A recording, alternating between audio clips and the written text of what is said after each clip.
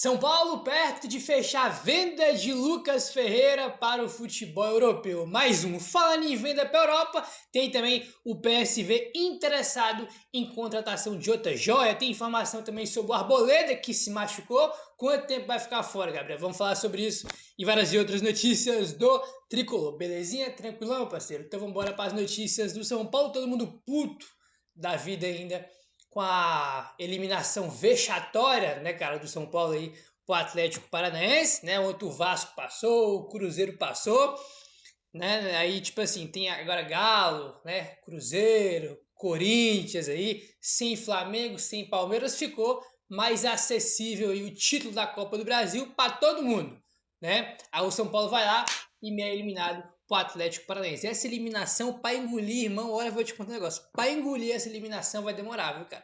Que além de ser um vexame, né?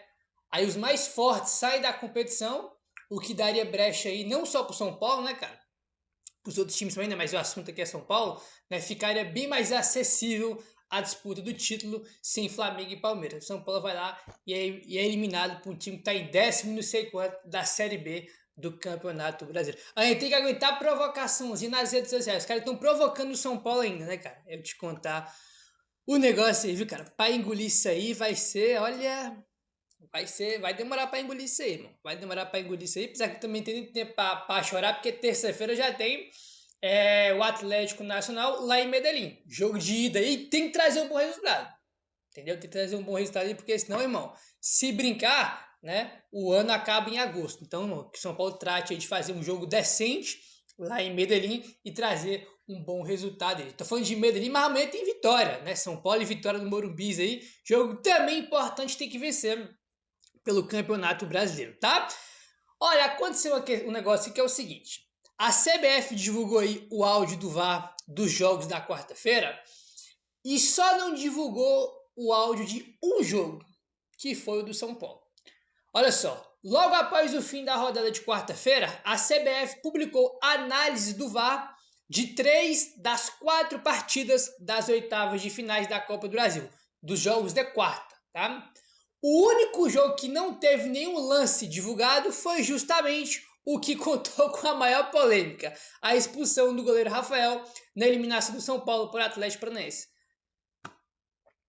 Teve 4 jogos na quarta. Em 3 a CBF divulgou o áudio do VAR e um foi o do São Paulo, eles não divulgaram. A entidade, no entanto, não deve compartilhar o áudio do VAR da jogada em questão, porque só está divulgando nos casos em que há uma revisão, o que não aconteceu no duelo na Liga Arena, tá? Então a justificativa da CBF para não divulgar o VAR é o seguinte: não teve nenhuma revisão, ele não foi pro VAR nenhuma vez, né, para mudar aí uma decisão, e por isso eles não vão divulgar o áudio do VAR. Divulga o áudio do VAR de todo mundo, menos desse aí, cara, menos desse aí. Só que é o seguinte, vamos lá, não teve nenhuma revisão do VAR, então não vai divulgar o áudio. Aí tu fala, vai, beleza.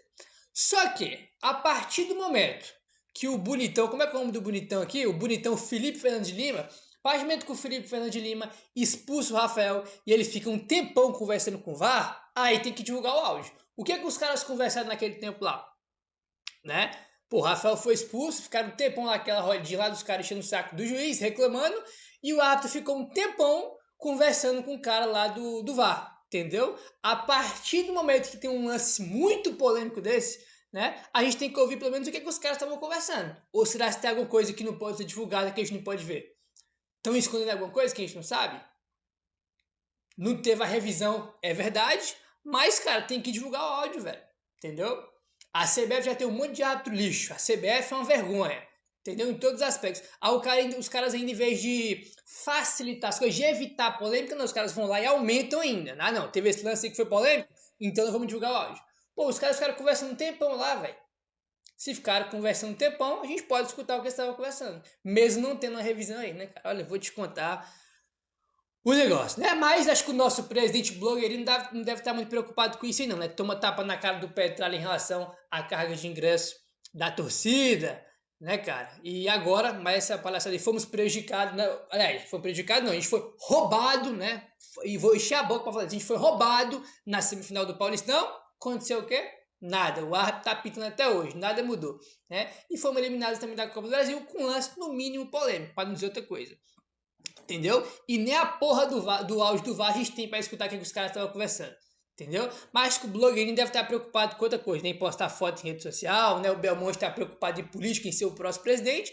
Enquanto isso, o clube tá aí largado às traças, porque é desse jeito, né, cara? Lamentável aí. Lamentável, tá? Informação do André Plihal da ESPN sobre a recuperação, o tempo de recuperação do Arboleda. O prazo de recuperação de Arboleda da lesão no músculo reto femoral da perna esquerda é de 2 a 4 semanas, tá? Aí ele acrescenta aqui, né, que ele fica aí de fora dos jogos contra o Atlético Nacional pela Libertadores da América. O São Paulo soltou outra notinha dizendo a lesão que ele teve e tudo mais. E segundo o André Plihal, 2 a 4 semanas, né? Pode ser 2 semanas ou completar, né? 2 até um mês. Aí vai ser o período aí de recuperação do Arboleda, né? 2 a 4 semanas, um mês. Aí vai muito, evidentemente, do Arboleda, né? Pode ser que o cara se recupere aí, né, cara, de forma mais rápida. Pode ser que demore um pouco mais. Então, tá aí.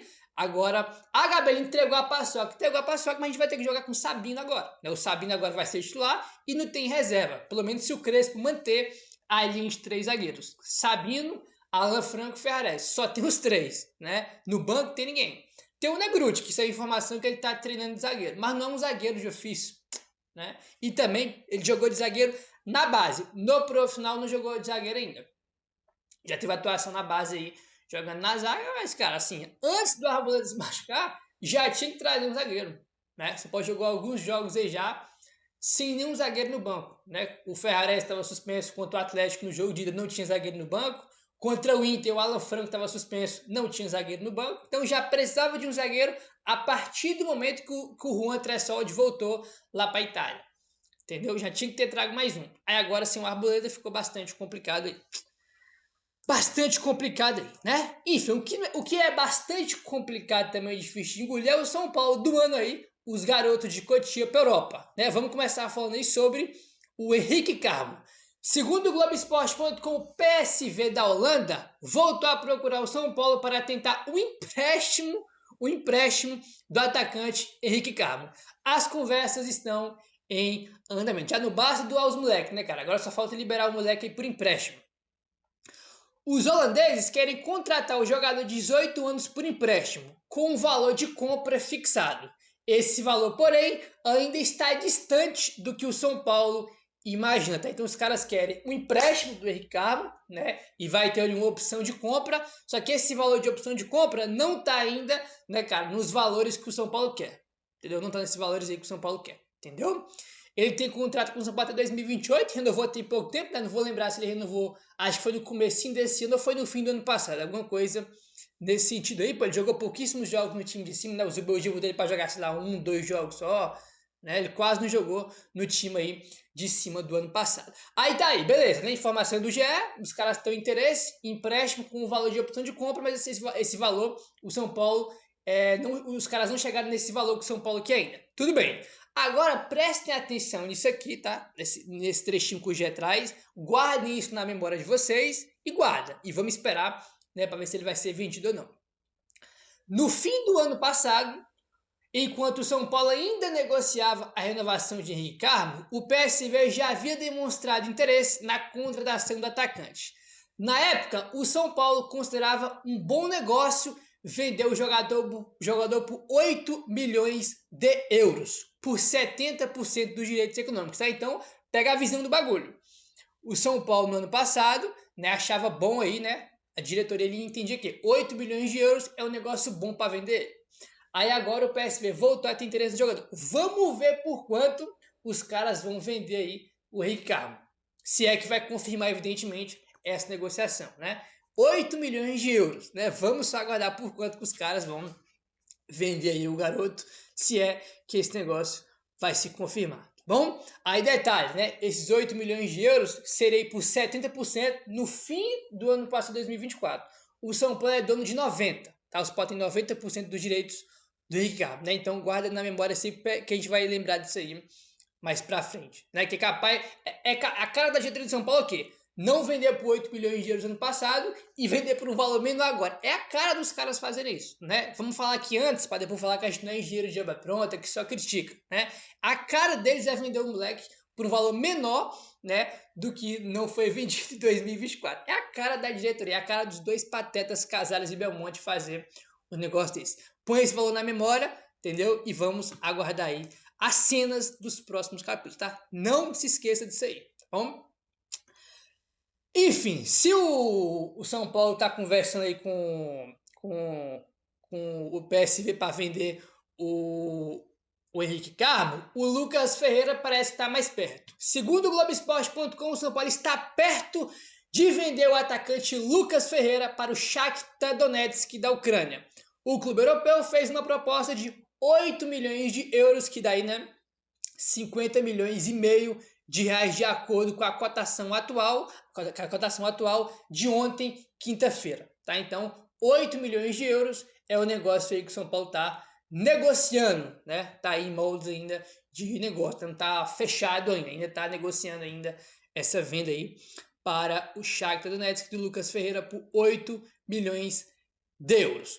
O São Paulo recebeu uma oferta do Shakhtar nos últimos dias e fez uma contraproposta e deve acertar a venda de Lucas Ferreira em breve, tá? Então os caras fizeram a proposta, o São Paulo fez uma contraproposta, né? E agora parece que vai fechar aí em 8 milhões de euros, tá? Aqui que tá, rapaz, aqui que acontece. A gente tem aqui uma informação que é o seguinte. O Globoesporte.com traz informação dizendo o seguinte: o atacante, né, o Lucas Ferreira, vê com bons olhos a possibilidade de se transferir para a Europa. Só que o Alexander Vieira, entendeu? Que é outro jornalista aí bem informado sobre o São Paulo, ele trouxe informação na contramão dessa, ó. O Lucas Ferreira não gostaria de deixar o São Paulo. De acordo com pessoas próximas ao atleta, o jogador aí quer permanecer, entendeu? E ele quer permanecer e brigar por espaço. Então tá aí, o Gé traz que ele vê com bons olhos ele para a Europa, e o Alexandre Vieira traz que o Lucas Ferreira quer ficar no São Paulo, né? Só que essa informação que o Alexandre Vieira traz, né, ele até coloca aqui, ó, de acordo com pessoas próximas, né? Então são pessoas próximas, né, que tá ali no convívio do jogador, né? Foi daí que o Alexandre Vieira trouxe essa informação, né? De acordo com pessoas próximas. Essa informação aqui do Gé provavelmente é da diretoria do São Paulo, né, que o atacante vê com bons olhos. O Alexandre Vieira trouxe de que é ao contrário, ele não quer ir, né? Então vamos aguardar aí. De qualquer forma, mais um valor aí muito baixo, né? Mais um valor ridículo. Já foi o William Gomes no começo do ano. Foi o Ângelo, né? A venda do Ângelo é uma vergonha sem tamanho. O Matheus Alves, 6 milhões de euros, é um negócio que não tem nem cabimento, um negócio vergonhoso. E parece que o nome da vez agora é o Lucas Ferreira, para ir embora aí, né, por um valor de 8 milhões de euros, que eu também acho um valor muito baixo, muito aquém aí. O Palmeiras ontem, tá na segunda-feira, tava vendendo aí o Vanderlan, né, que é um lateral esquerdo, por 7 milhões de euros pro Bragantino. 7 de euros, né? E para quem não sabe, quanto mais o jogador aí tá mais próximo do gol, mais ele vale, né? Então, por exemplo, o Lucas Ferreira, que é atacante, ele vale mais que um lateral. Ele é atacante, ele vale mais que um zagueiro, vale mais que um goleiro, vale mais que um volante, entendeu? Então, ele, por ser um atacante, é um jogador mais valorizado no mercado e vai ser vendido aí, né, se confirmando, por 8 milhões de euros, enquanto o Palmeiras vendeu lateral por 7. Um lateral que a torcida do Palmeiras odeia, né? Vai olhar os comentários aí nas redes sociais da torcida do Palmeiras pelo Vanderlan, mas só xingando o cara, é bagre, é ruim. Vai ser vendido por um valor quase idêntico ao do Lucas Ferreira, né? Tem que bater palma aí para a diretoria do São Paulo, né? Tem que bater palma. É isso aí, lamentável, já comentei muito sobre a questão aí de doar os garotos, né, cara, por valores aí ridículos, e o Lucas Ferreira, que é mais um garoto muito promissor, um dos mais promissores aí dessa geração do São Paulo que foi campeão, né, Lucas Ferreira, Rian Francisco, Matheus Alves, né, o Lucas Ferreira certamente é um dos mais promissores aí, e parece que vai deixar o São Paulo por 8 milhões de euros, para ver se não vai ter reviravolta, o que vai acontecer aí, agora aguardar para ver se esse negócio vai ser concretizado aí, por 8 milhões de euros ou não, né? Aí, tipo assim, o São Paulo já tem a questão financeira ruim, que a gente já sabe que não é nenhuma novidade, aí tem um agravante ainda que foi a eliminação, o já acrescenta aqui, ó. O São Paulo, em crise financeira, também vai aumentar a necessidade de vendas no elenco por causa da eliminação precoce na Copa do Brasil, que fez com que o clube deixasse de receber pelo menos 4 milhões e 700 mil reais. o Tricolor teria direito a esse valor caso chegasse às quartas de final da competição, mas foi eliminado. Ainda tem um dinheiro da bilheteria, né? Porque tem um prejuízo desses 4.700.000 que ganharia de premiação se passasse para as quartas. E joga nas quartas, né? Um jogo em casa também tem uma renda muito alta, porque, né, jogo de quartas, mata-mata, bilheteria, ainda tinha essa grana da bilheteria. Todo ano tem aquela meta orçamentária do clube, né, cara? Tal competição tem que chegar até tal fase, né? Isso é meta orçamentária, tá visando aí o valor, né, da premiação para o clube chegar em determinada fase. Todo time tem isso, né? Porque às vezes a gente fala sobre isso, né? Ah, Gabriel, tem que brigar por todos os títulos. Sim, brigar, todo mundo vai brigar, né? A questão dessas metas que fazem todo ano é orçamentária, entendeu? Visando aí grana que vai entrar nos cofres com essas classificações, né? O São Paulo jogou no ano, né? Está jogando 4 competições. 2 já foi pro brejo e as 2 que o São Paulo foi eliminado não cumpriu a meta e nenhuma, olha só. Até o momento, o São Paulo não atingiu nenhuma das metas esportivas para a temporada. Paulistão, a meta era a final, né? Caiu na semi pro Palmeiras, né? Foi roubado pra caramba, foi, mas foi eliminado na semi. Copa do Brasil que já foi embora. A meta era chegar nas quartas, caiu nas oitavas, né? Então a grana que tinha que entrar com as quartas não tem porque foi eliminado. Então também não cumpriu a meta orçamentária. Libertadores, a meta também é chegar nas quartas, né? A meta orçamentária pensando na premiação. Então, para cumprir a meta na Libertadores, tem que passar pelo menos do Atlético Nacional, entendeu? E tem também no Brasileirão que a meta é o 6º lugar. Nesse momento está em 8º, né? Teve uma recuperação aí, tá ali perto do 6º lugar, né? Que é a meta do São Paulo, mas tem vários times com jogos a menos ainda. Essa distância pro G6 ele pode aumentar. Então, das 4 competições, 2 ainda estamos jogando e 2 já foi pro brejo, que o São Paulo não cumpriu nenhuma delas, que é o Paulista e a Copa do Brasil, né, cara? Então, complicado demais essa situação aí, né? Meu querido, se inscreve no canal, deixa o like, valeu, tamo junto e saudações tricolores.